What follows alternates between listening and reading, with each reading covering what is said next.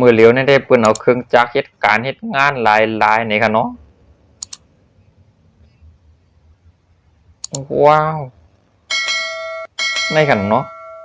บ่กวนเฮ็ดได้ง่ายๆค่ะเนาะกุยกับปากกวนก็เลยเพราะว่าเอากวนหลายๆได้ค่ะเนาะสิได้เจอเป็นหลายก็หลายกวนเฮียก็หลายว่าหลายวันหลายมื้อหลายวันโอ้ยว้าวป่วนกิ้มปูวะอ๋อเพิ่นไว้หยิบไม้อ๋อเพราะที่เอากวนคับกำเหลี่ยมๆของมันง่ายๆเขาเลยนะเพิ่นก็เลยคัดเจอเฮ็ดออกมาให้มันตัวอะไรหนำๆคับอะไรกำหนำๆนี่คืออิหยังวะหน้าตามันเปียกๆตั้งใหญ่ตั้งยาวอันว่านั่นน่ะเด้ว้าว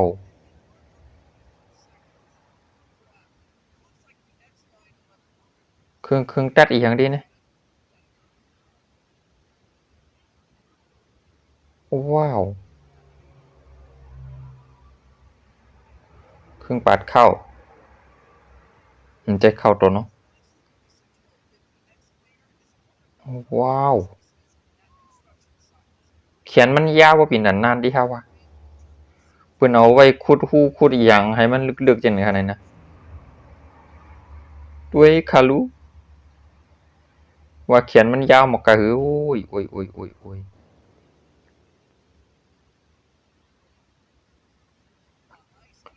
อันนั้นได้ที่เพิ่นเฮ็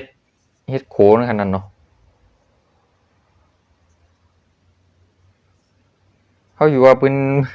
นเฮ็ดเดียวก็เพิ่นเทเสริมใจเขาลงเนาะเพิ่นเฮ็ดให้มันยาวๆไว้ก่อนแกเอามาชุบใช้จังนั้นค่ะเนาะ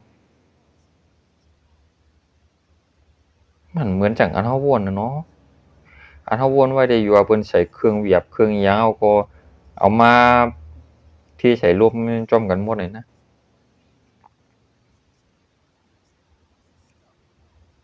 ว้าวเครื่องผ่าพื้นไหนเขาว่าได้แต่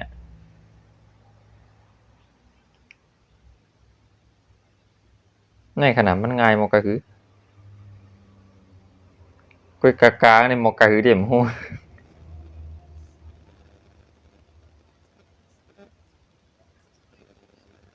โอ้โฮเครื่องขุดเหมือนโกโหนกต่อยม่วง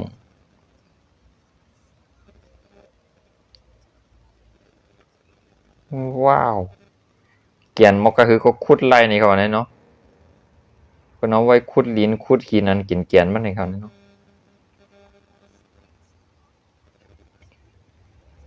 พวกข้าวกัดข้าวน้ำเขียงมันเลยใจฮื้อจังไหนนี่เขาอะว้าวพอตัวเห็นอันเนี่ยเหมือนนำเอาค่ะเนาะมันเขียงหมดแล้วค่ะคือดังไตมันก็เอาขนมเขียงผมใจฮื้อจังไหนเต็มกว่าแล้วค่ะเนาะ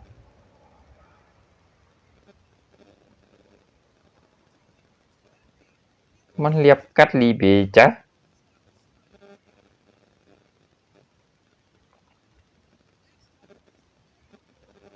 ว้าวคือฮอนชายอันวางอยู่นี่ว้าวมันสุดยอด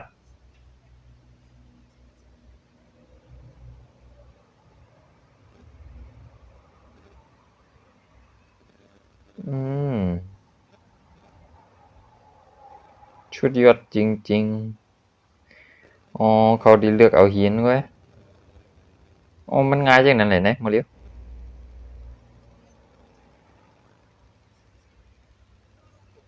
โอ้โฮพวกมันกางแขนกางขามันออกมายาวมันส่ำยาวว่ายาว อันเพิ่นเฮ็ดโชนใหญ่ๆโล่งๆนั่นค่ะเนาะโดนดาดดีฉีดยาโดนดาดดีหยังมันก็เครื่องมันก็ส่ำไรใหญ่ดันนั้นนั่นน่ะครับนั่นนะว้าวเครื่องฉีดยาเครื่องใส่ปุ๋ยเครื่องฉีดยามัน ว้าวอันนี้หน้าตามันแปลกๆวะมันเป็นเครื่องอีหยังเตะว้าว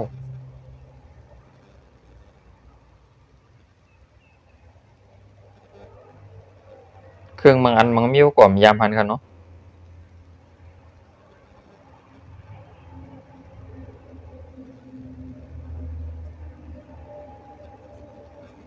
ว้าวอันนี้ค่ะเนาะไผเคยย่าเฮือนแนวจึงแนวค่ะเนาะง่ายปีจ๊ะในขนาดไหนหยิบกำก้วย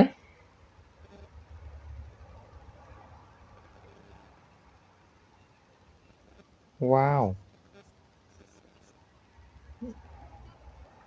อันนี้เหมือนตัวอีหยังไว้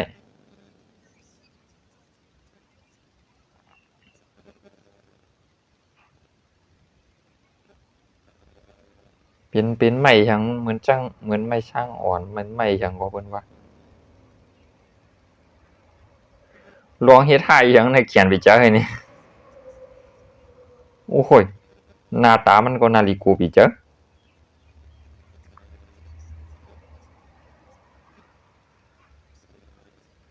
ด้วยทางมันก็ซัมบ่ริกูอย่าเอาไปไว้หยังโอ้ย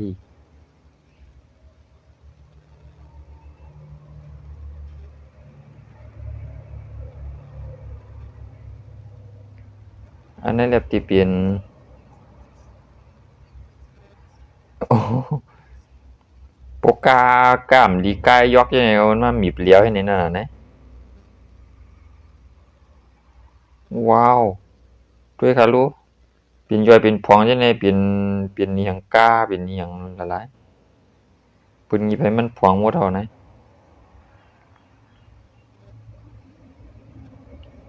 เหมือนตุ้มหมดอ่อนก็ว่ากาในบ่ด้วยนะว้าว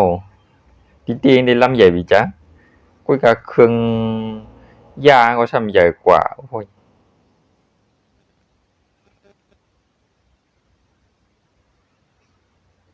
อ้าว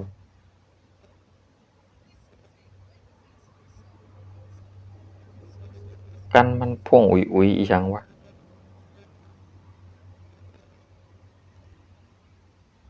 อ๋อน้ำเขียงอันพวกเพิ่นพวกข้าวน้ำเขียงมาว่าเพิ่นทำอะไรเพียวต่างกันขนาดนั้นกลุ่มจังกว่าว้าวที่นั่งก้นห้องคือไปเจอวะเครื่องคึดกับคึดปานนั้นว่าเขาจึงไหนนั่นน่ะนะว้าวมันหี่ขึ้นเพิ่นเอาหี่ขึ้นกายโอ้ยก้นก็อยู่เด้อขนลุกเฮาวะสูงปีจ๊ะ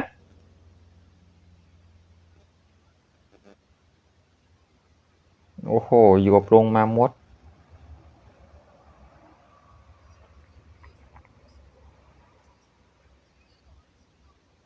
ว้าวข้างหูรถไผอะเหมือนไหนวะยเขาก็ย้ำหันให้ป้องเขาเลยนะ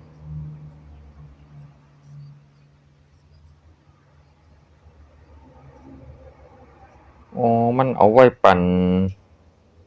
น้ำแข็งตั้งน้ำมันน่ะขนาดนั้นด้วยเขารู้ว่าพ่วงอุ๋ยๆเอาวะโอ๊ย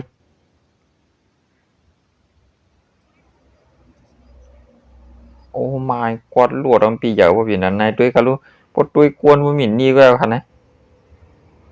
Oh my god អូលុมันเปื้อนมันเปียงเฮือนមកកណៃเขาเนาะว้าวอันนี้ก็เขาไปเอาคนเอาต่างลินต่างอย่างกันเนาะนะปต่างหนึ่งกำในชัมพูปัวเฮ็ดเฮ็ดหนึ่งหลังโยว้าว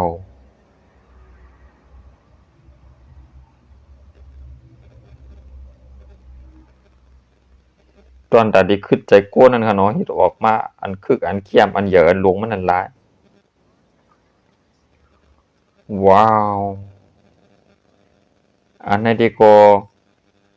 เครื่องเฮ็ดให้เฮ็ดสวนเฮ็ดนาอันว่าว่านั่นแหละ วอลลุ่มมันเยอะปีจ้ะผู้บินหน้ามือเขาหนึ่งตวงเนี่ยมันโปรเฮ็ดเยอะกว่านั้นนิดนะหน้าลอกเหลียวมาเนี่ยวะมีลอกเหลียวก็ลุ่มมีหดดินหน้านู่นนี่อะลายมันว้าว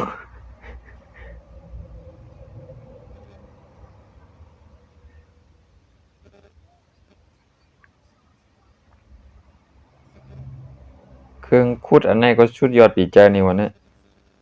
น่าจะอะไรมาปีนโหไงวะเนาะมันเป็นลวดคุดอันนั้นเนี่ยเอาไว้ก็ว่าเพิ่นมาปีนโหมันเอาเป็นจังไหนอือหือเครื่องตัดหินในเขาเนี่ยเนาะโอ้ my god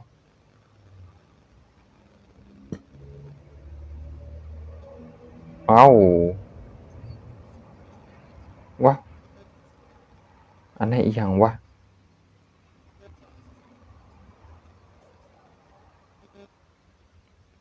พวกดันมักไทยหลวง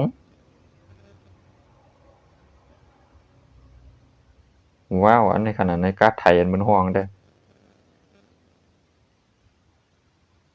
เหมือนเพิ่นไทยหน้าเพิ่นเอากว้ายไทยดีวะคุยกลางใหญ่เป็นอิน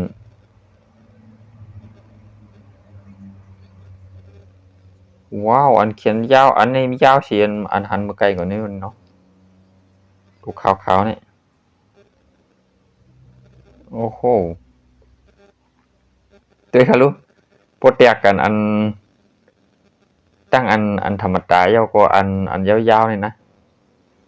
ว้าวโอ้ยมันเปลืองกันบ่กะหือในคะเนาะอ้อลุอันนี้ก็เปิ้นเอาไว้เฮ็ดห้องน้ำอีหยังแท้เนาะเปิ้นไว้ล้างห้องน้ำขุดห้องน้ำให้นี่เขาว่าได้โอ้โฮ my god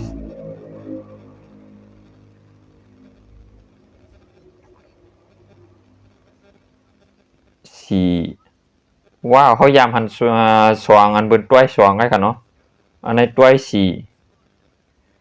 บ่ตันลวดไผเอาต้นดาดดีต่างเลยนำๆเลยค่ะเนาะอันนี้ดีเป็นลวดต่างน้ำมันค่ะนี่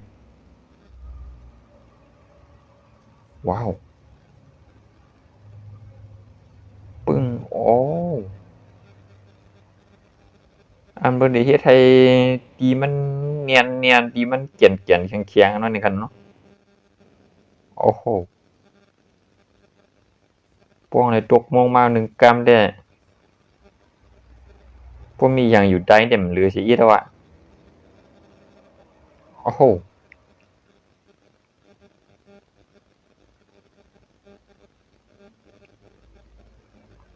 โอ้โฮควายมันตกลงมา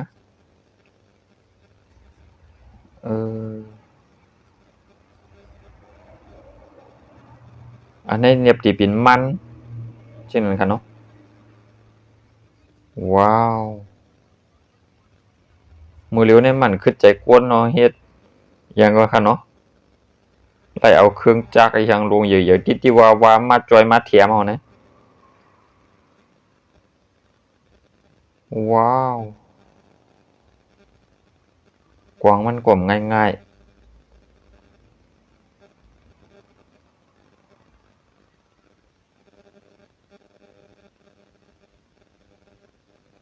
ต้นตามันสิ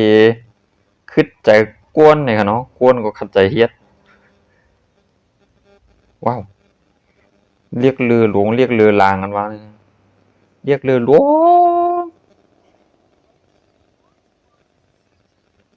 ว้าวเครื่องหน้าตามันเหมือนไหนขนาดไหนเรียกลือหลวงอ๋อมันจังตวบไว้พอหลุออกมาก็ช่ำอ๋อมันมีที่มันสิคะลูนี่นะว้าวใจไว้ตัดไม้ค่ะเนาะไว้ตัดหินไว้ค่ะ